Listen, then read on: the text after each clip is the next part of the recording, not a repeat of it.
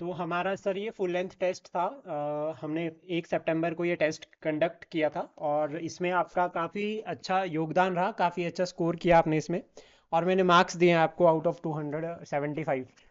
आपने देखा था, पूरा स्टडी कर लिया इसको, आपको कहाँ क्या डाउट लगा? ओके, और आपको क्या लगा, जैसे आपने 3 घंटे अटेम्प्ट किया था पूरा रेगुलर एक साथ?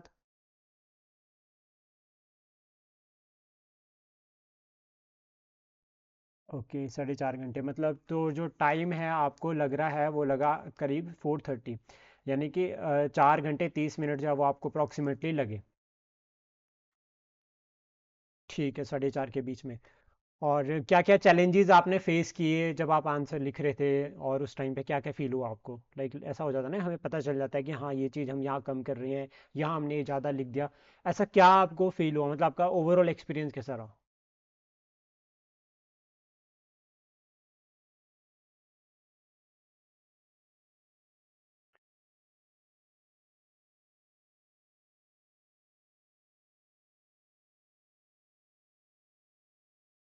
जैसे फॉर एग्जांपल, जैसा फर्स्ट क्वेश्चन है, ये तो मैंने गलती से मतलब इसको सोचा कि ये 150 वर्ड्स का है, ये तो मैंने 1.5 पेज में लिखा। ठीक है। हालांकि ये था 225 वर्ड्स का। 225 वर्ड्स का, ओके। नेक्स्ट जो था ये तो चलो, ये भी थोड़ा जंप ही कर गया वैसे। नहीं, नेक्स्ट तो ठीक था। हाँ, नहीं, जंप कर गया थोड़ा सा ये दैट भी। दैट दैट मीन्स कि आपको सबसे पहला ये लगा कि जैसे आपका 150 वर्ड्स और 225 जो वर्ड्स, जो हमारा नया पैटर्न है, उसके अकॉर्डिंग थोड़े बहुत आपको चैलेंजेस लगे। हाँ, थोड़ा सा मतलब तो शायद वो इस वजह से भी, जैसे मैं क्वेश्चंस भी लिख रहा हूँ इसमें, तो वो भी काफी स्पेस घेर रहे हैं, 4-5 लाइनें। हाँ, क्योंकि वहाँ पर तो वो वर्ड फॉर्म में होगा, तो वो इतना से इतनी सी जगह में कवर हो जाएगा। ठीक है, चलो उसका तो कोई इशू नहीं है, ठीक है। और बाकी आपको और कोई चैलेंज आंसर लिखते हुए लगाओ? नहीं, ऐसा तो कोई नहीं, क्योंकि फैक्ट्स तो मैंने पहले रिवाइज कर लिया था काफी। ठीक है। फैक्ट्स वगैरह तो थे मेरे पास काफी। हाँ, तो एज सच तो कोई दिक्कत नहीं आई। ठीक है, ओके, तो शुरुआत करते हैं फिर आपके आंसर्स के साथ। तो ओके। सबसे पहले तो मैं बताऊंगा कि मैंने 75 मार्क्स दिए हैं, इससे तो ज़्यादा ही मिलेंगे। ओके। ठीक है, इतना गारंटीड है, क्योंकि जहां पर 5 नंबर देने चाहिए वहां मैंने 3 ही दिए हैं। ओके। ठीक है, थोड़ा सा 2-3 क्वेश्चंस में मुझे ऐसा लगा है कि आपने उनसे अलग लिखा है, मतलब ओके। एज जैसी क्वेश्चन की डिमांड थी उससे आप थोड़ा सा अलग लिखा है। और कहीं पर मुझे ऐसा लगा है कि थोड़े से चेंजेस, ऐसे स्ट्रक्चरल चेंजेस करने की जरूरत थी, कंटेंट तो सही वही रहना था। ओके। हैंड राइटिंग सीधा लिखा है, 4.5 घंटे लिखा, कोई बात नहीं चलेगा, लेकिन आपने सीधा लिखा है तो वो ठीक है। और थोड़ा सा ये है ना सर कि देखो, स्पेस है ना यहाँ पर, जो स्पेस आप जो आपके पहला आंसर है इसमें जो आप स्पेस है ना, देखो अगर आप ये फार्मर ऑर्गेनाइजेशन और नीचे जो आप ऑर्गेनाइज्ड बाय द फार्मर्स, इन दोनों के बीच में स्पेस बहुत ज़्यादा है।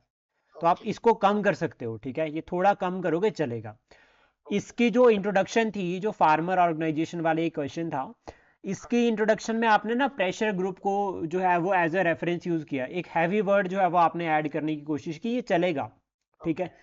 लेकिन आप साथ में इसमें एग्जाम्पल भी लिख सकते हो ऑर्गेनाइजेशंस का, जो आपने बाद में, जैसे आपने भारत किसान यूनियन है ना, हाँ जी। तो आप फार्मर ऑर्गेनाइजेशन और प्रेशर ग्रुप्स, ठीक है, organized by the farmers to bring their interest to the policy makers.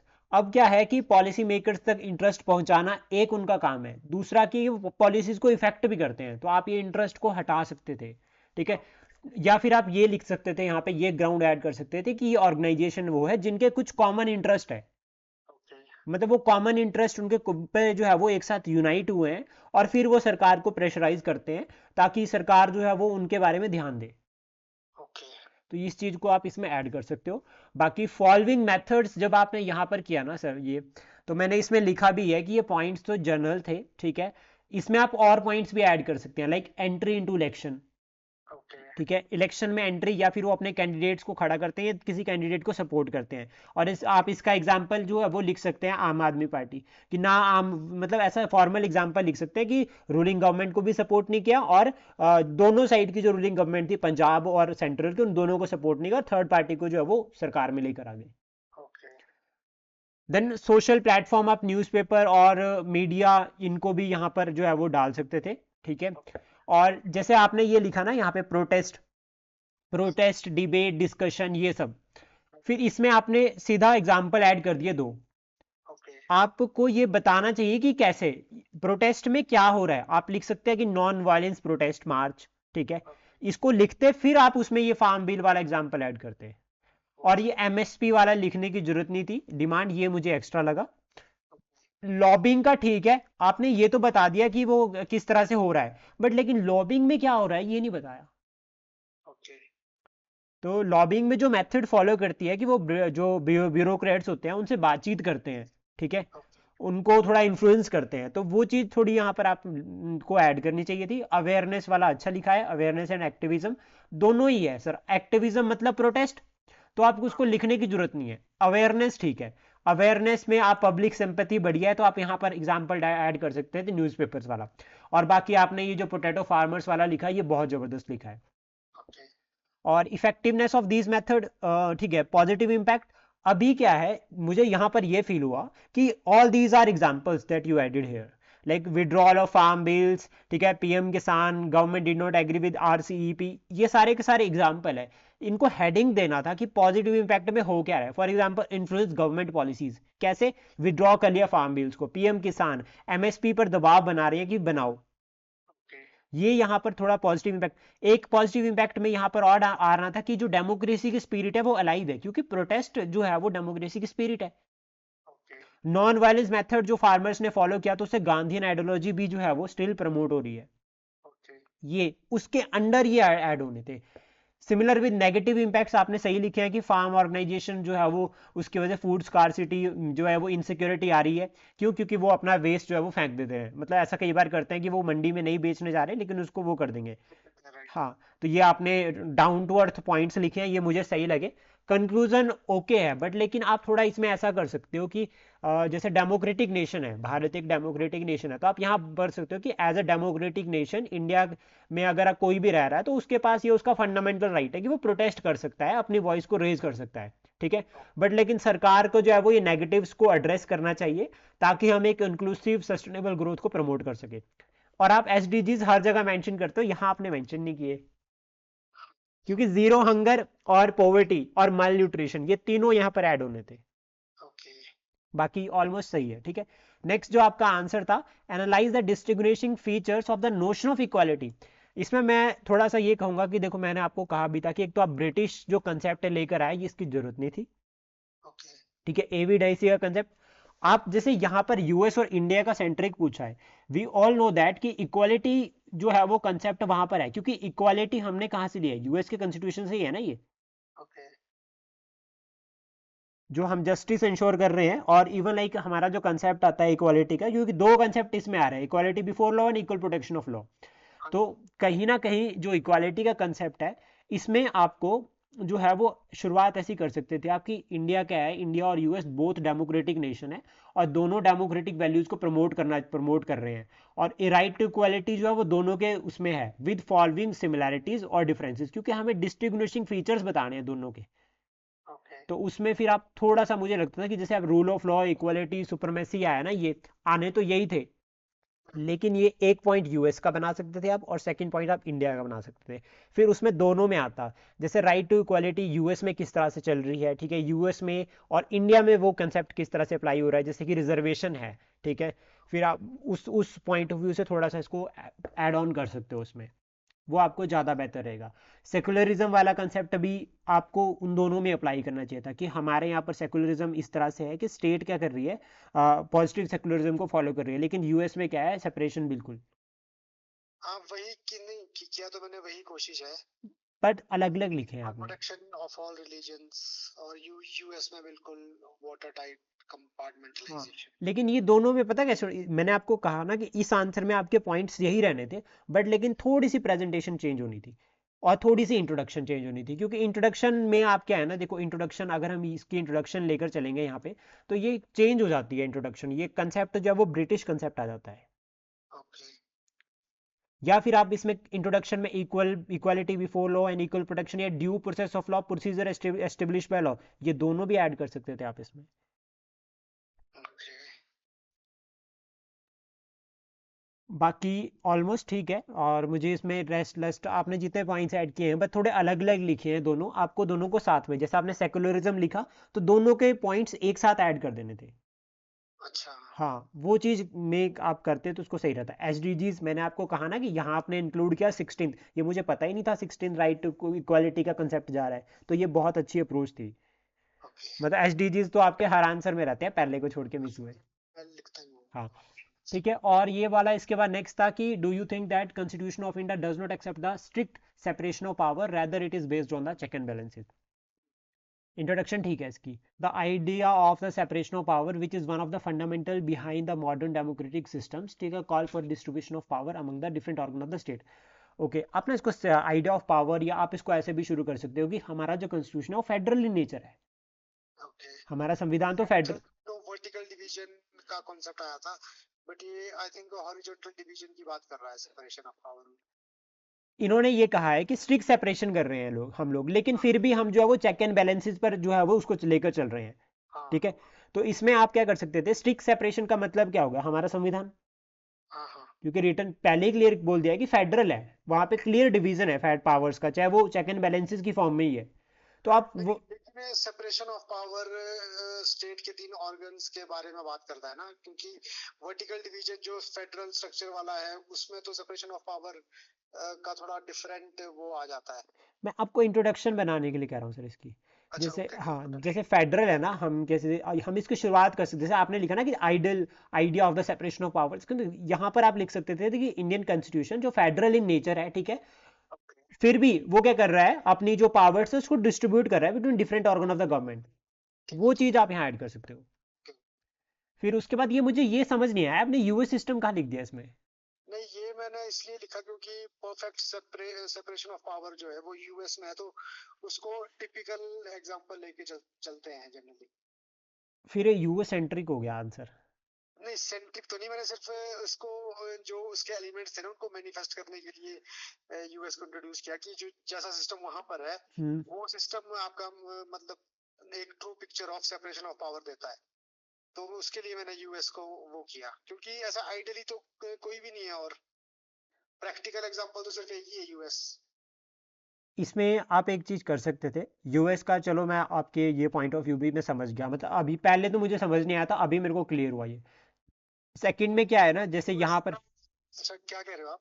Second में मैं आपको ये कह रहा हूँ ना कि जैसे यहाँ पर principle of strict separation of power है ना, तो आप क्या कर सकते थे यहाँ पे, जैसे आपने स्टेट एग्जीक्यूटिव बनाया ना, इसके बाद आप यहाँ पर बता सकते थे स्ट्रिक्ट सेपरेशन वाला कि कौन कौन से आर्टिकल्स है डायरेक्टली पहले ही।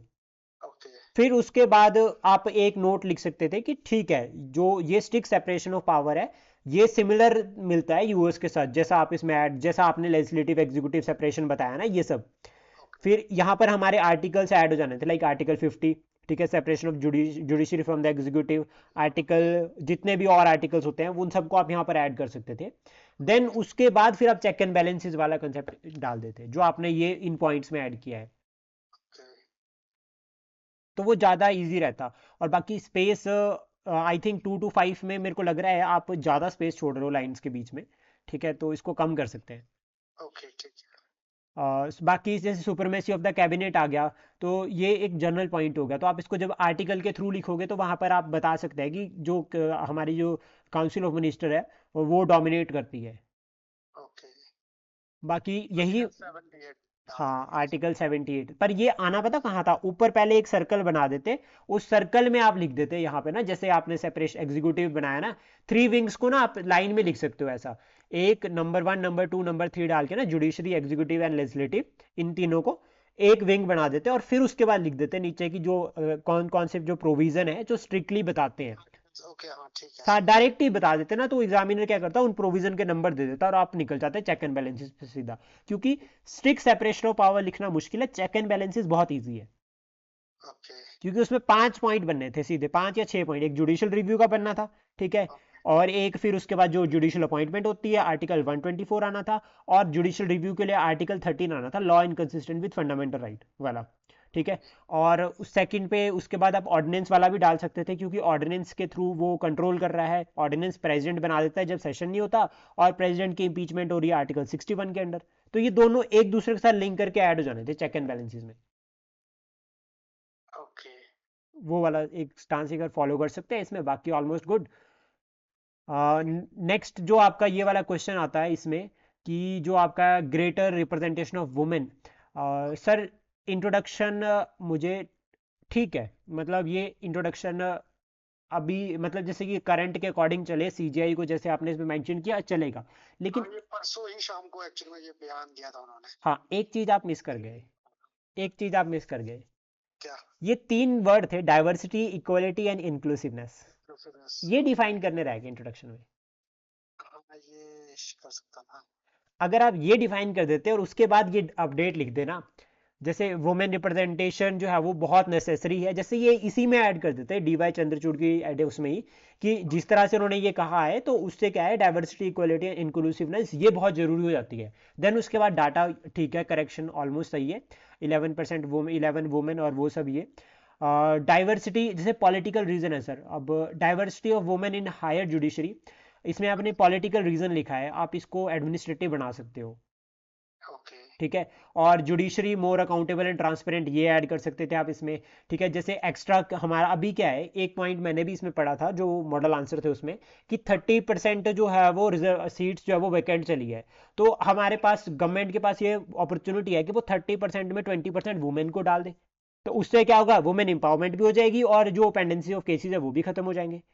हाँ, आज भी सुबह न्यूज लगी थी, आई थिंक सीजेआई ने ही कहा था कि कितना परसेंट पेंडेंसी के, सॉरी, थर्टी कितनी परसेंट vacancy है इसमें। 30% पेंडेंसी चली है। 30 समथिंग % कहा है। हाँ, ये जो डिपार्टमेंट ऑफ जस्टिस है उसने ये रिपोर्ट किया है कि 30% जो है वो अभी आपकी जो है वो मतलब हमारे जो है हाँ, वो चले हैं, और species 60 लाख, हाँ, judici- और 60 लाख केसेस पेंडिंग चले हैं हाई कोर्ट में। हाँ, हाई कोर्ट में 7 lakh 3 crore I think total lower judiciary है। हाँ, और दूसरा ये फैक्टर जैसे आपने सोशल इकोनॉमिक रीजन डाले ना ये, कि फिर आप उसके बाद रैंक डाल रहे हो, तो सर मुझे नहीं लगता रैंक जरूरी थे यहाँ डालने, तीनों ही रैंक डाल दिया आपने, रीजन तो डाला ही नहीं। Okay. Women labour participation only 37% है। सोशल इकोनॉमिक रीजन में आप और क्या डाल सकते थे, आप इसमें सोशल इकोनॉमिक में आप सबसे पहले डाल सकते थे हिस्टोरिकल फैक्टर, कि जुडिशरी को सर्विसेज के रूप में देखा ही नहीं जा रहा था, ओके। लेकिन अब वो ट्रांसफॉर्मेशन होने लगी है। फिर यहाँ पर ऐड क्या करना था, आपको ऐड करना था कि टिल अभी 2024 तक जुडिशरी में जो है वो कितनी वुमेन्स है, हाई कोर्ट सुप्रीम कोर्ट में कितनी वुमेन्स गई है, almost around 20 to 30, may be इस डाटा तो इससे भी कम है, 11। 11 और ओवरऑल अगर हम बात करें तो शायद वो 20 या 30 है, नहीं, आज तक 11 है। टोटली आज तक 11 है। Not in supreme court but including high court also. नहीं, हाई फिर तो ज्यादा हो जाती है ना काफी। मतलब हम एक एवरेज लिख सकते हैं कि बिलो 50 या ऑन एन एवरेज अराउंड 50। हाँ, 13% है क्योंकि हाई कोर्ट में, और 11 टोटल आज तक इसमें है। हाँ, तो आप 11 सुप्रीम कोर्ट वाला लिख सकते थे यहाँ पे साथ में, ठीक है। मैंने ऊपर मेंशन किया है वैसे इंट्रोडक्शन वो में। यहाँ पर आ जाना था फिर एक तरह से ना। इकोनॉमिक बैरियर में आप डाल सकते हैं कि फाइनेंशियल कंस्ट्रेंट्स होते हैं, क्योंकि जो लॉ की जो पढ़ाई है वो बहुत महंगी होती है, ओके। वो आप यहाँ पर ऐड कर सकते थे, ठीक है। और थोड़ा सा इसमें आपको क्या, जैसे जेंडर गैप आपने रिपोर्ट डाला ना, जेंडर इनक्वालिटी, तो इससे भी हमें पता चलता है कि हमें जुड़ी वो स्कोप चाहिए, वो डाइवर्सिटी को एनहांस करना चाहिए। बायोलॉजिकल रीजन ठीक है, different brain, but different brain structure, sir I think brain तो सबका एक जैसे ही होता है। नहीं नहीं, ये तो फैक्ट है ना कि जो कॉर्टेक्स वॉल्यूम है वो ज्यादा रहता है, तो वो चीजों को डिफरेंट पर्सपेक्टिव से फिर आप देखते हैं। यहाँ पर एट्रोसिटीज का डाल सकते हैं, कि जिस तरह से एट्रोसिटीज रेज हो रही है तो उससे क्या है कि वुमेन जो है वो एक वुमेन को अच्छे से समझ सकती है। हाँ, वो मैंने एक्चुअली डाइवर्सिटी एंड आइडियाज में थोड़ा इंक्लूड करने की कोशिश की। हाँ, वेस्ट बंगाल वाला वो डाल। हाँ, और जब वेस्ट लिखना है तो वेस्ट पूरा लिखना है सर, डब्ल्यू नहीं छोड़ देना लिख के, ठीक है। हाँ, और ये ध्यान रखना, बाकी ठीक है। सबरीमाला केस, इसमें सर एक चीज और ऐड कर सकते हैं हम, ट्रिपल तलाक वाला, उसमें एक वुमेन ही थी जो अगेंस्ट थी, चैलेंजेस में वो भी डाल सकते हैं। सबरीमाला में तो मेरे को आइडिया था, उसका मेरे को आइडिया था कि विमेन अगेंस्ट थी या नहीं। शायद मैंने नहीं, विमेन मैंने पढ़ सबरीमाला में थी शायद, हाँ ठीक है, ठीक है, सबरी। ये हिंदू मल्होत्रा थी, वो मेरे को आइडिया था। हाँ, और दूसरा जो आपने चैलेंजेस लिखे हैं ना यहाँ पे सर, इलिटरेसी अमंगेस्ट वुमेन, ये मैं काउंटर करता हूँ पॉइंट, क्योंकि लॉयर जो है वो लड़कियां ज़्यादा पढ़ रही है एज कम्पेयर टू लड़के, अच्छा, ये मेरे को आइडिया नहीं था। ठीक है। अब आप देखोगे ना, अगर बीएससी ग्रेजुएशन में तो लड़के कम हो रहे हैं, लड़कियां ज़्यादा, और दूसरे हमारा लिटरेसी रेट कितना है हिमाचल का, as per the national family health survey. Himachal का तो ज्यादा है ना, लेकिन ओवरऑल इंडिया का तो आप सिर्फ सेंसस का डाटा देखे फिर तो बहुत कम है। सर फिर आप इसको काउंटर पॉइंट नहीं कर सकते ना, क्योंकि हम अपना ही देख रहे हैं अगर, तो क्योंकि हम तो यहाँ पर लिख रहे हैं, तो ये पॉइंट हमारे लिए थोड़ा सा चैलेंजिंग हो जाएगा, ओके। क्योंकि लॉ यहाँ पर काफ़ी, हाँ, no reservation in higher judiciary, ठीक है, ये थोड़ा चलेगा पॉइंट, लेकिन ये चैलेंज नहीं होगा। आप इसको एज अ वे फॉरवर्ड डाल सकते हैं कि आपको रिजर्वेशन दिए, चैलेंजेस में आपको थोड़े और पॉइंट ऐड करने पड़ेंगे, like nepotism in judiciary account, जैसे आप कलीजियम सिस्टम का एग्जांपल आपने लिखा भी है इसमें शायद, हाँ वो मैंने तो वो लिखा है। उतनी ट्रांसपेरेंसी नहीं है उसमें। हाँ। और आज ही आया है सर एक आर्टिकल ना न्यूज़पेपर में, उसको देख सकते हैं, उसमें नेशनल जुडिशियल अपॉइंटमेंट कमीशन के बारे में 3 पॉइंट बता रखे हैं कि क्यों वो लिखा था। नेशनल जुडिशियल अपॉइंटमेंट कमीशन होना चाहिए। मेरे को बड़ा अच्छा लगा वो, और उसको देख पढ़ के तो मेरे को ऐसा लगा कि ठीक है भाई, फिर तो अब वो होना चाहिए। हाँ जी। और हर्डल्स इन प्रैक्टिस है, ठीक है, ओके, प्रेगनेंसी वगैरह ये इशू ओके चलेगा, ठीक है, ये नॉर्मल पॉइंट है, थोड़े इसमें और अच्छे से ढूंढने पड़ेंगे, आपको वो क्लियर हो जाएंगे मॉडल आंसर से। Even okay. मैंने मॉडल आंसर शेयर भी कर दिए हैं। हाँ जी, हाँ जी। Way forward, okay, way forward ठीक है इसका, ठीक है, लिमिटेड है, literacy among the women, literacy plus आप इसमें ना थोड़ा सा स्किल्स का भी ऐड कर सकते हैं, क्योंकि जैसे डिजिटाइजेशन हो रही है, तो अभी जुडिशरी भी जो है वो पूरा का पूरा वर्डिक्ट्स लाइव कर रहे हैं, ऑनलाइन कर रहे हैं, तो उनको भी जो है वो पूरी नॉलेज होनी चाहिए, तो अब इसमें आप ऐड कर सकते हैं digital literacy among the women, okay. वो ज़्यादा अच्छी रहेगी, क्योंकि उससे जो है वो फिर सरकारी अगर कोई व्यक्ति, हम देखते हैं मैक्सिमम सरकारी लोगों को जो है वो पुराने पुराने उनको कम नॉलेज होती है, तो अभी डिजिटल लिटरेसी को ही ज़्यादा फोकस देना चाहिए, क्योंकि लिटरेसी ऑलरेडी जब जज लग के तो पढ़ तो गए, हाँ वो तो है। ठीक है। और एनकरेजिंग वुमेन ये सब बाकी तो ठीक है, ये नॉर्मल पॉइंट से चलेंगे। कंक्लूड आपने इसको सही किया है, और विज़न आपने बहुत अच्छा लिखा है इसमें, कि जो ये अभी 2027 वाला, ये मेरे माइंड से स्किप कर गया, फर्स्ट फीमेल सीजीआई बनेगी, तो ये आप इसको इंट्रोडक्शन में भी ऐड कर सकते थे विद इंक्लूसिव इक्वालिटी में ऊपर, ओके। ये लाइन वहाँ भी जा सकती थी, ठीक है। नेक्स्ट उसके बाद है reforming the government delivery system through direct benefit transfer. Direct benefit transfer, सबसे पहला तो देखो ये फॉर्मर प्राइम मिनिस्टर वाला जो है ना, श्री राजीव गांधी वाला, ठीक है, ये अच्छा है, वैसे तो ये ऐसे का पॉइंट है, आंसर में मैं श्योर नहीं हूँ, आपने पहले लिखा है ये कभी, हाँ मैंने आई थिंक लिखा है, और ये पॉइंट मैंने बहुत बार यूज किया है। नंबर मिले हैं इस पे? ऐसे, हाँ ऐसे में भी यूज किया है और आंसर्स में भी यूज। हाँ तो ठीक है, इस पे 10 पैसे बोला था उन्होंने कि 15 पैसे? 15 पैसे ही था। ठीक है, तो ये ये मेरे को मतलब जबानी याद है। मैंने बहुत बार यूज किया ये point। हाँ, तो ये इंट्रोडक्शन में चलेगा, डायरेक्ट बेनिफिट ट्रांसफर का डेफिनेशन भी क्लियर है। आप इसमें थोड़ा सा ना, it is defined as the grant of subsidies and other various aids into the bank account of the citizen instead of granting direct subsidies in form of, आप इसमें डायरेक्ट बेनिफिट ट्रांसफर में ना आप एक चीज लिख सकते हो कि डायरेक्ट बेनिफिट ट्रांसफर इंटरमीडिएट वाला फैक्टर एलिमिनेट कर दिया, ऐसा कुछ ऐड कर सकते हैं यहाँ पे, ओके। क्योंकि डायरेक्ट बेनिफिट ट्रांसफर का मतलब ही ये हो गया, फिर ये सब्सिडीज वेरियस ग्रांट्स ये जा रही है थ्रू बैंक का। बैंक अकाउंट, तो आप इसमें ये कर सकते हो कि डायरेक्ट बेनिफिट ट्रांसफर जो है वो गवर्नमेंट का इनिशिएटिव है, जिससे जो आपने ओरिजिन लिखा ना यहाँ आपने आपने कि ये ओरिजिन कब हुआ, इसको ऊपर लिखो डेफिनेशन के साथ मिला के, कि ओरिजिन ये जिसका जो डायरेक्ट बेनिफिट ट्रांसफर है, ये प्लानिंग कमीशन लेकर आया था 2013 में, जिसका जो मेन ऑब्जेक्टिव था वो ये था कि जो इंटरमीडिएट है between common people and the government, उसको एलिमिनेट करना, ठीक है, ठीक है, क्यों, क्योंकि जो हम क्या कर रहे हैं, हम सब्सिडीज वगैरह ये सब ग्रांट कर रहे हैं, फिर आप उसमें वो वेरियस फॉर्म्स ऐड जो आपने ऐड किया, ठीक है, ओके। फिर ये वेरियस फॉर्म की जगह आप यहाँ पर ना थोड़ा सा, और जैसे आपने आगे लिखा है बेनिफिट्स ना, आप फीचर्स लिख सकते हो ऊपर कि डायरेक्ट बेनिफिट ट्रांसफर में क्या क्या जुड़ा है, जैसे लाइक ट्रांसपेरेंसी, अकाउंटेबिलिटी, ठीक है, ये कुछ 4 पॉइंट आप इसमें ऐड कर सकते हैं, तो उससे जो है वो डायरेक्ट बेनिफिट ट्रांसफर पूरा क्लियर हो जाता है। ओके। जैसे मोर गवर्नेंस, गुड गवर्नेंस, तो ये आप ऊपर ऐड कर सकते हो। बेनिफिट्स में फिर फाइनेंशियल इंक्लूजन, ठीक है, प्लगिंग और leaking coverage and ease financial inclusion, ठीक है, social security and database, okay, फिर क्योंकि ना आपने जो एग्जांपल नीचे लिखे हैं ना यहाँ पे सारे, ये सब वो अपने ऊपर मेंशन करे हैं ऑलरेडी, तो वहां आप फीचर्स ऐड कर सकते हो, ये एग्जांपल्स आपके नीचे इधर चल जाएंगे नीचे आंसर में, ओके। ठीक है, बाकी इसमें सही है। अदर इश्यूज में जिससे आपने यहाँ पे लिखा है डिजिटल डिवाइड स्किप कर दिया आपने एक, ठीक है, और हाँ। वे फॉरवर्ड में आप क्योंकि आपने वे फॉरवर्ड ऐड किया था कि जो लाहौल स्पीति है वहाँ पे सिर्फ और सिर्फ 25 ब्रांचेज है, तो आप वे फॉरवर्ड में ऐड कर सकते हैं कि बैंकिंग कॉरेस्पोंडेंट, हाँ यस, वो पॉइंट स्किप हो ठीक गया। है, वन स्टॉप सेंटर्स जो है वो उनका जो चेन है, उनका जो नेटवर्क है, उसको और स्प्रेड करना चाहिए, राइट। ये हो जाना था, बाकी सही है। और जो national commission for backward classes है, इंट्रोडक्शन सही है, बट ये मुझे थोड़ा सा, जैसे आपने यहाँ लिखा ना कि 1973, तो इसकी इंट्रोडक्शन ठीक है कि नेशनल कमीशन फॉर इंडिया जो है वो, national commission for backward classes जो है वो कॉन्स्टिट्यूशनल बॉडी है, इंस्टीट्यूटेड अंडर आर्टिकल 338B।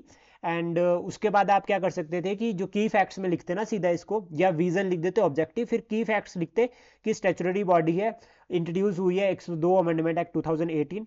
ठीक है, क्या काम करती है, recommendation for the welfare of the backward classes, ये आप इसमें जो है वो ऐड कर सकते हैं ओके। की फीचर्स में। तो ये एक डायग्राम बन जाना था, स्पेस बहुत ज़्यादा छोड़ा है लाइंस के बीच में। और बाकी फिर जैसे ये आपका लिखा ना स्टेटरी बैकअप वगैरह, ये सब उसी में कवर हो जाना था।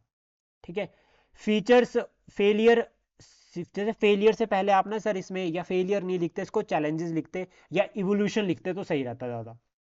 ओके। प्रोविजंस, ओके ठीक है, प्रोविजंस में ही पूछा है वैसे ये क्वेश्चन, क्योंकि हमें जो क्वेश्चन पूछा गया है वो इस तरह से पूछा गया है कि discuss the role of national commission for backward classes in the wake of transformation into a constitutional body, कि किस तरह से एक कॉन्स्टिट्यूशनल बॉडी बनी। तो ये अमेंडमेंट वाला हम ऊपर की फीचर में ऐड कर देते और उसका एवोल्यूशन में प्रोविजन के साथ चलते कि क्या क्या हो रहा है और क्यों क्यों हुआ। तो ये पॉइंट्स आपने अच्छे मेंशन किए इसमें। चैलेंजेस ऑलमोस्ट ठीक है, चैलेंजेस चलेगा, बट देखो यही है कि चैलेंजेस आप थोड़े इकट्ठे इकट्ठे करके लिख रहे हो और ऊपर आप स्पेस ज़्यादा छोड़ रहे हो। बाकी ऑलमोस्ट कवर्ड, अच्छा है। सर एक ध्यान रखना आप ना, ये लाइन जैसे पॉपुलेशन आपने लिखा है तो आप लाइन क्रॉस कर रहे हो और बहुत जगह। ओके। इसमें लाइंस नहीं लगी हुई थी क्या? नहीं लगी हुई है, ये लाइन तो लगी हुई ओके है। ठीक है। प्रेशर ग्रुप वाला बहुत अच्छा लिखा है सर, ओके। इसमें कोई दिक्कत नहीं है। Way and means of deployed pressure groups, इसमें सारे अच्छे लिखे आपने। ठीक है, आपने जहाँ पे लोकपाल एंड लोकायुक्त, जैसे आपने ऊपर लिखा ना मजदूर किसान सेवा संघ, तो मुझे लगा नीचे आप अन्ना हजारे मूवमेंट जरूर लिखोगे। हाँ हाँ, इंडिया अगेंस्ट करप्शन ये मैंने लिखा है इसमें। हाँ ठीक है, लोकपाल एंड लोकायुक्त वाला जो ये हो गया। ठीक है, association for democratic reform spread headed, देखो क्योंकि स्प्रेड हेड है ना, जैसे ये तो ये चल जा रहा है लाइन से पार, अगर वहां पे भी ऐसा हो गया ना तो इसको नंबर काट लेते। Okay. Liberalise tax reforms, almost सारे पॉइंट्स अच्छे हैं इसमें, नेक्स्ट आगे कोई ऐसी दिक्कत नहीं है। ठीक है, और चैलेंजेस में सर फिर थोड़ा सा और भी लिख सके, जैसे आपने जैसे प्रॉफिट मोटिव्स हो गया, ठीक है, एनवायरनमेंट एंड इकोलॉजी हो गया। ठीक है, कुछ और भी आप इसमें ऐड कर सकते हैं साथ में अगर आपके माइंड में रहते हैं, जैसे मोस्ट टैक्सेस। ठीक है, या फिर आप इसमें टैक्स डिस्प्यूट्स हो गया, आप इसमें जो है वो आपका एनवायरमेंटल हो गया, रिहैबिलिटेशन एंड डिस्प्लेसमेंट हो गया। ठीक है, ऑलमोस्ट वैसे ऐड तो आपने सारे कर ही दिए इसमें। ट्रस्ट ऑफ पावर कर सकते हैं आप इसमें ऐड, हाँ वो हो सकता क्योंकि है। ऑर्गेनाइजेशंस क्या करती है, अपना मतलब देखते हैं निकल जाती है। हाँ एक वो आ सकता था, नीरा राडिया वाला जो इशू था 2012 में, हाँ सही बात है। वो आ सकता था। हाँ बाकी ठीक है ये ऑलमोस्ट। और सेंट्रल एडमिनिस्ट्रेटिव ट्रिब्यूनल वाला ठीक है, विजन बिहाइंड द एक्ट लिखने की जरूरत नहीं है, विजन या फिर स्लैश करके इसको ऑब्जेक्टिव लिख सकते हो। ओके। इंट्रोडक्शन बहुत अच्छी है इसकी, clear to the point. Even ये एक्ट बहुत ज़्यादा इंपॉर्टेंट हो जाता है। अगर आपको एक्ट नहीं यहाँ मेंशन करना था तो आप यहाँ पे ना 42nd अमेंडमेंट एक्ट मेंशन कर सकते हो, हाँ वो कर सकते हैं। वो मेंशन कर सकते हो। ठीक है, मतलब उस पर ज़्यादा अच्छे नंबर मिलते हैं as compare to this act. Amendment पे वो स्किप हो गया मेरे से, हाँ, ज्यादा पढ़ा है। टेनवर एंड अपॉइंटमेंट ठीक है, ओके चलेगा ये। ऑपरेटिंग प्रिंसिपल भी ठीक है, कंटेम्प्ट भी ठीक है, अपील भी ठीक है, ये सारे प्रोविजन सही है अंडर आर्टिकल 226 एंड 20227, ओके चलेगा। बेनिफिट्स ऑलमोस्ट गुड, ठीक है, बेनिफिट्स वाला पॉइंट अब आपको ये पता चल गया है कि जो चीज़ नहीं पूछी है उसको किस तरह से लिखना है, ये प्लस पॉइंट है। और ये आपको जो आपका वो थोड़े से नंबर का गैप है ना उसको पक्का इन कर देगा सर, ये देखना। Way forward constitutional status appointment by the independent bodies, okay ठीक है चलेगा। और हिमाचल वाला पॉइंट आपने इसमें बहुत अच्छा ऐड किया है, मेरे आंसर्स में हिमाचल वाला पॉइंट तो बिल्कुल बाहर ही रहता। ठीक है, फार्म रेजोल्यूशंस, ठीक है फार्म। इसमें सर मुझे यह लगा है कि जैसे आपने ये लिखा ना फेडरलिज्म वाला कंसेप्ट आपने डिफाइन कर दिया, कि चैप्टर 5 एंड 6 एंड शेड्यूल 7, ये कोट नहीं किया आपने यहाँ, इसको कहाँ से बता रहे हो? फ्रॉम द कॉन्स्टिट्यूशन, अच्छा फ्रॉम द, ओके हाँ फ्रॉम द कॉन्स्टिट्यूशन की ही बात कर रहा था मैं तो। लिखा नहीं है आपने? नहीं, ये सेंटेंस थोड़ा लंबा हो गया ना, मैं लास्ट में मेंशन किया है, as well as the administrative and legislative distribution of power under Article 245 to 263 of Constitution. फिर But आपको ये एक ही चीज़ discussed लिखनी हमने, है। आर्टिकल का ही मेंशन एक ही चीज लिख रहे हैं क्योंकि दोनों एक ही तरफ ही बोल रहे हैं, कैसे? दोनों का प्रोविजन एक ही चल रहा है, दोनों में से एक एग्जाम्पल लिख सकते हैं क्योंकि काम तो दोनों सेम ही कर रहे हैं। हाँ वो तो कर रहे हैं ना, लेकिन चैप्टर 5 और 6 मैंने इसलिए मेंशन किया कि उसमें चैप्टर 5 में यूनियन गवर्नमेंट का है और 6 में स्टेट गवर्नमेंट्स का है, तो वो भी फेडरलिज्म को ही शो करता है। फिर देखो ना, आप एक बात समझो कि मैं ये कह रहा हूँ कि इन दोनों में से एक ही लिखते ताकि सेंटेंस कम हो जाता, छोटा हो जाता।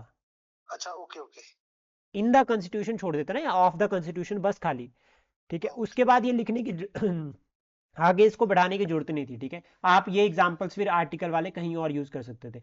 वेस्ट बंगाल केस गुड, ठीक है, सारे आपने केसेस डाल दिए इसमें, आर्टिकल 370 वाला भी अच्छा डाला है इसमें ऐड, ठीक है। एनटीसी दिल्ली वाला भी क्लियर है, इसमें कोई इशू नहीं है। अदर केसेस भी सारे, फिर सर देखो अदर केसेस भी लिखने की मेरे को लगा है तो वर्ड लिमिट पूरी करने के लिए लिख रहे थे। नहीं पूरी नहीं, ये एक्चुअल में केसेस तो मेरे माइंड में थे ये, बल्कि ये जो के लक्ष्मी नारायण वाला केस था ये तो मैं एक्चुअल में इसमें मतलब अलग से मेंशन करना चाहता था, लेकिन फिर क्योंकि क्वेश्चन की डिमांड फिर और थी, हार्मोनियस कंस्ट्रक्शन भी डिफाइन करना था। हाँ, बल्कि बल्कि जो के लक्ष्मी नारायण वाला केस है ये सबसे ज्यादा इम्पोर्टेंट था इफेक्टिव, मेरे लिए। इफेक्टिव रहना था, हाँ ठीक है। हारमोनियस वाला ओके चलेगा, एडमिनिस्ट्रेटिव एंड लेजिस्लेटिव रिलेम्स, ठीक है, ये चलेगा। इसमें आपने पॉइंट सही मेंशन किए हैं और केसेस तो बहुत ज़्यादा मेंशन किया आपने, बहुत अच्छे। इसमें इश्यूज आर्टिकल 356 कैसे, ये बताना ज़रूरी है, ठीक है। गवर्नर्स रोल, फाइनेंशियल सुप्रीमेसी, ठीक है, of centre, for example GST कैसे, जी। क्योंकि ये तो वाला तो मैंने थोड़ा मेंशन किया है क्योंकि पीछे एक इंडियन एक्सप्रेस में पी चिदम्बरम का आर्टिकल आया था काफी, हाँ सर, मैंने भी पढ़ा था वो वो मैं थोड़ा सा वो मतलब कंक्लूजन में वो करने की कोशिश की। वो financial supremacy of the centre में आप फाइनेंशियल इमरजेंसी लिख सकते हो, ओके। क्योंकि सारी पूरा प्रेसिडेंट एकदम से ध्यान रखता है कि स्टेट कितना पैसा खर्च कर रही है। हाँ हाँ। कंक्लूजन ओके है इसका, अच्छा लिखा है आपने, ठीक है। Reservation of seats for women in the institutions of local self government में आपने ऐड कर सकते थे इंट्रोडक्शन में आर्टिकल 243D, मेरे को इस हाँ वो मैंने आई थिंक स्किप करने ही मैंने ऐड कहीं ना कहीं तो किया होगा, ऐसा हो नहीं सकता मैं छोड़ा हूँ इसे। ठीक है। इंडियन कॉन्स्टिट्यूशन मेरे हिसाब से आपको इंट्रोडक्शन में ऐड करना चाहिए था। हाँ करना फिर चाहिए था, मैं मेरे को वो शायद गलती से स्किप हो गई, फिर वो ये मैंने छोड़ना नहीं था ये हाँ, पॉइंट। आप इसमें एक चीज मिस कर गए, जैसे आपने लिखा ना कि 33% रिजर्वेशन जो है वो लोकल बॉडीज में दी है। हाउएवर एन क्लोजर लुक, ठीक है, टू दिस प्रोविजन, ठीक है, on a closer look to this provision has failed to break down the underlined patriarchal character of the Indian political system। क्या मिस कर गया आप यहाँ? क्या मिस कर गया? डेटा, डेटा, अच्छा डाटा। क्योंकि आप नेगेटिव पॉइंट लिख रहे हो, आपको उसको वो प्रूफ करना पड़ेगा। ओके सब्सटैंशिएट करना हाँ, पड़ेगा, राइट। ठीक है। सेकंड पे ये क्या हो गया कि जैसे अभी आपने ये लिखा कि 33% वुमेन को रिजर्वेशन दी, क्यों दी वो कारण बताते ओके तो ज्यादा बेटर रहता।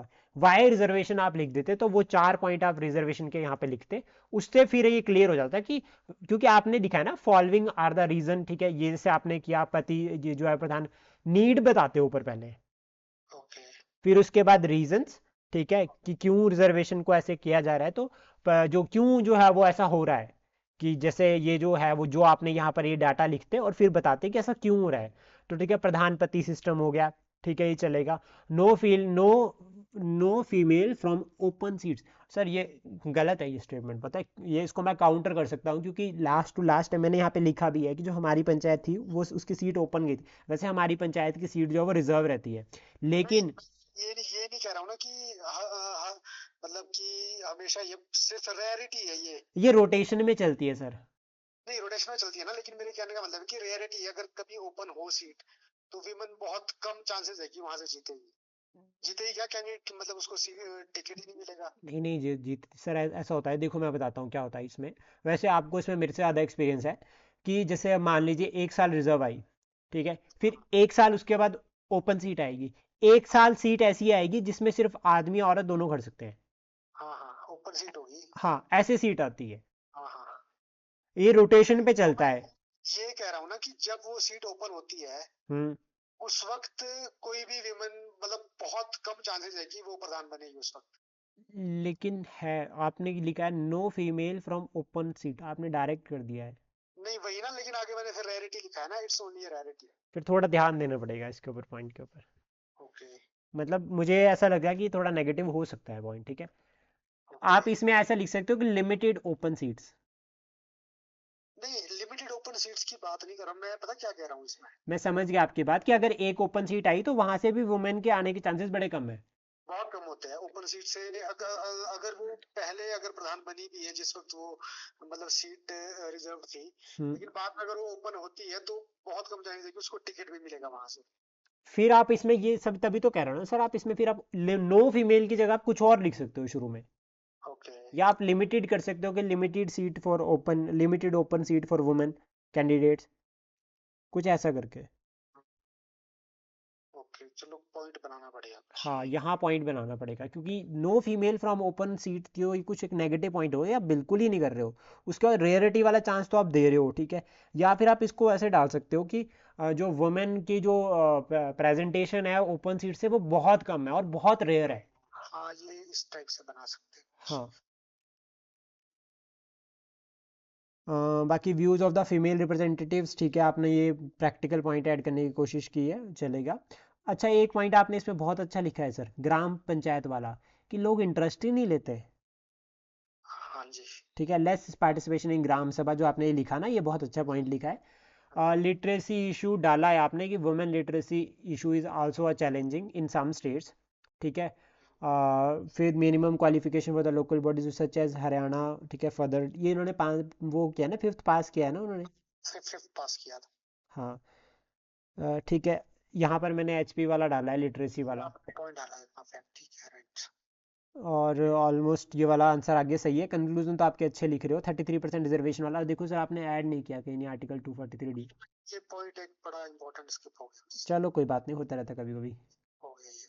ठीक है, what can you learn from France constitution, मतलब what can France learn from our constitution. Constitution. Sir आपने क्यों लिखा है ये, मेरे को समझ नहीं, मैं आपने किस पॉइंट ऑफ व्यू में लिखा है कौन सा? ये फ्रांस वाला। कैसे, मतलब मैं हाँ, समझा मुझे नहीं। अपना पॉइंट ऑफ व्यू बताओ ना, फिर मैं उसका आगे एनालाइज कर बताता हूँ, क्योंकि मैंने उस सेंस में लिखा ये, जैसे पीछे एक्सट्रीमिज्म एक्सट्रीमिज्म गया जिस वक्त आईसिस वगैरह एक्टिव थे, हम्म। उस वक्त काफी अटैक्स वगैरह हुए फ्रांस में। इवन की एक कन्वेंशन भी इन्होंने लाने की कोशिश की थी न्यूजीलैंड के साथ मिलके। हम्म। तो उस सेंस में मैंने कहा कि एक्सट्रीमिज्म जितना बढ़ रहा है वहां पे। लाइक जैसा अटैक ऑन चर्च। हाँ, वो हुआ था, फिर वहां पे चार्ली हेब्डो पे हुआ था, एक कॉन्सर्ट हॉल पे हुआ था। लोन वुल्फ अटैक्स काफी हो रहे थे एक्सट्रीमिज्म की वजह से। सर आपने एक इसमें जो ये वो डाला ना, क्या क्या बोलते हैं अपना, ये वाला बुरखे वाला, ये चलेगा। हाँ, साथ में एक और याद रखना, हिस्ट्री टीचर वाला। ये हाँ वो अभी रिसेंट का था, जो हिस्ट्री टीचर वाला था। हाँ, उसको याद रखना। और उस वक्त का याद है, ये उस वक्त मेरे ख्याल से आई थिंक 2-3 साल पहले की बात है। हाँ, आप ना सर अब देखो क्या है कि भारत और इंडिया, मतलब इंडिया और फ्रांस के कॉन्स्टिट्यूशन पर बेस्ड क्वेश्चन है ये। हाँ। तो आप इसकी शुरुआत कॉन्स्टिट्यूशन से ही कर सकते हो कि इंडिया, जैसा हम यूएस के उसमें चले थे ना कि यूएस और इंडिया बहुत डेमोक्रेटिक नेशन है, तो आप इसको भी ऐसा कर सकते हो कि both France and India democratic nation, ठीक है, जो कि क्या कर रहे हैं, इंश्योर करते हैं अपनी एक वेलफेयर को प्रमोट करने के लिए under the principle of equality, क्योंकि ओके। दोनों इक्वालिटी का कंसेप्ट फॉलो कर रहे हैं। और दोनों ही जो क्या है, सेकुलर कंट्रीज है। ओके। ठीक है, ये हो गया। फिर ये रिसेंट चैलेंजेस जो आपने बताया, आपने तो 3-4 इश्यूज मेंशन कर दिए, मैं तो एक ही मेरे को तो एक ही पता था, और वो भी मैंने वैसे ही पढ़ा था मॉडल आंसर बनाते हुए। हाँ जी, हाँ जी। रिलीजियस इशू आप बता सकते हो, तो रिसेंट इशू जो हुए हैं फ्रांस में, उससे क्या है कि जो फ्रांस का जो वो है, क्या बोलते हैं, सेकुलरिज्म है, वो स्पॉटलाइट हो जाता है ओके। वेरियस चैलेंजेस के अंदर। तो उसमें क्या है, भारत का संविधान जो है वो ये ऑप्शन जो है वो फ्रांस के पास रख सकता है। ओके। अब आपने इस फॉर्म में लिखा है ये। मैंने कोशिश तो की है वैसे, क्योंकि मैंने फ्रांस के पहले चैलेंजेस हाईलाइट करे, फिर हाँ, इंडिया यहाँ का तक ठीक है। किया कि कैसे कैसे है। हाँ, और फाइनली मैंने फिर ये चीज बताने की कोशिश की कि इंडिया से क्या सीख सकते हैं। इंडिया से क्या सीख सकते हैं सर। या पर मुझे ऐसा लगा कि आपने ना इंडिया को ज़्यादा बता दिया। नहीं, इंडिया इंडिया को तो मैंने बहुत कम बताया, मैंने सिर्फ आर्टिकल्स मेंशन करे हैं। आर्टिकल्स ही कह रहा हूँ, इंडियन कॉन्स्टिट्यूशन के जो आर्टिकल्स थे ना उनको आपने ज़्यादा मेंशन कर दिया। अब जैसे आप इसको थोड़ा ऐसे कर सकते हैं कि in oppose to this Indian secularism can Indian secularism recognise to all religions and provide equal protection to all religions.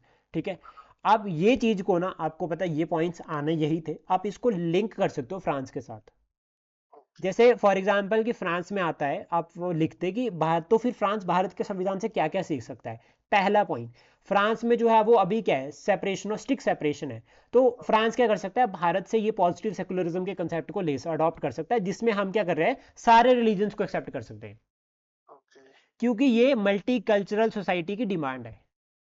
Okay. ठीक है, सेकेंड पॉइंट आप इसमें लिख सकते हो, जो हम ऐड कर सकते हैं इसमें, कि जैसे मान लीजिए अभी भारत के संविधान में क्या है कि सरकार सारे रिलीजन्स को एक्सेप्ट कर रही है, लेकिन सरकार सारे रिलीजन्स को, एक को नहीं, सारे रिलीजन को ये भी कह रही है कि आप प्रमोट करो। तो फिर आपके ये आर्टिकल आर्टिकल 25 से लेकर 28, सरकार सिर्फ रिलीजन को ही नहीं, सरकार क्या कर रही है, कल्चरल और रिलीजियस दोनों माइनॉरिटीज को कर रही है कि आप अपने इंस्टीट्यूशंस बनाओ। तो फ्रांस को भी ऐसा करना चाहिए। ओके। ठीक है, फिर आप इसमें एक पॉइंट और भी ऐड कर सकते हैं कि जैसे सरकार क्या करती है, हमारे यहाँ पे भारत में क्या है, हमारे संविधान में सर्वधर्म, जो आपका सर्वधर्मा वाला है ना, वो आपने हाँ बहुत जी। अच्छा ऐड किया है इसमें एक पॉइंट। हाँ जी, कंक्लूजन में। हाँ, तो उसको भी कर सकते हैं। सिमिलरली फिर कंक्लूजन आप एक, मैंने थोड़ा सा इसका कंक्लूजन थोड़ा डिफरेंट बनाया, और ये बनाया कि जैसे इंडिया ने जो है वो फ्रांस के जो है वो संविधान से जो है वो ये लिया था, liberty equality and fraternity, same as it is, अब वो हमारे यहाँ से भी पॉजिटिव सेकुलरिज्म या कुछ कंसेप्ट ले सकते हैं। बिल्कुल बिल्कुल सही। ठीक है, बट लेकिन चैलेंजेस, क्योंकि देखो फिर चैलेंजेस ये इंडिया का थोड़ा एक्स्ट्रा हो गया, कि जैसे अटैक ऑन माइनॉरिटीज़ ये सब, क्योंकि ये फिर मेरे को लगा कि ये थोड़ा लग जा रहा है। ओके। मैं इसलिए आपको कह रहा था कि आप इंडिया सेंट्रिक ज़्यादा हो गए इसमें, क्योंकि ओके। हमें सिर्फ ये बताना था कि फ्रांस क्या सीखता है भारत से, भारत के संविधान से। Okay. Attorney general of India article सही है, आर्टिकल में कोई इशू नहीं है, कॉन्स्टिट्यूशनल प्रोविजंस भी सही है सारे के सारे।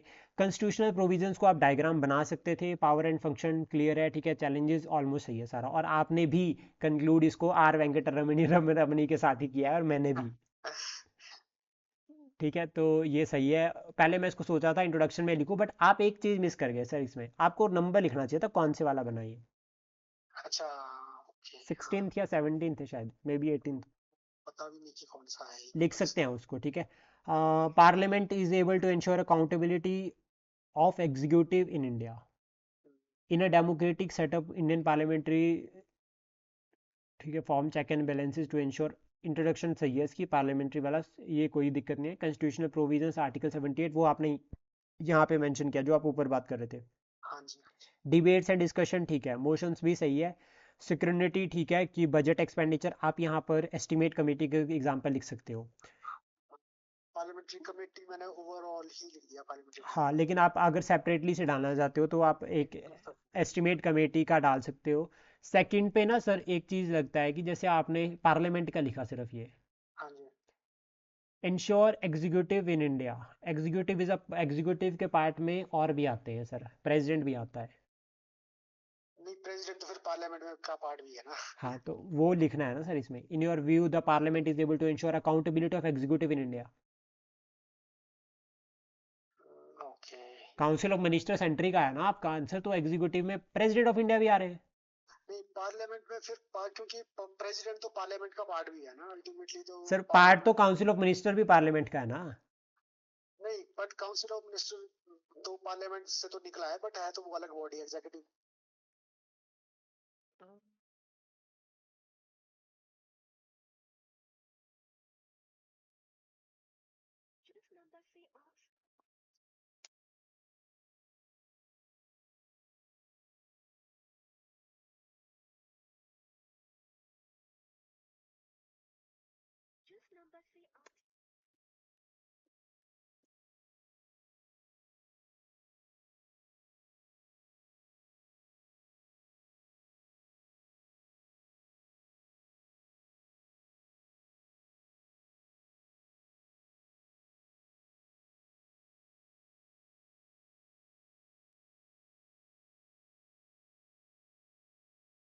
कैसे ऐड करेंगे इसको।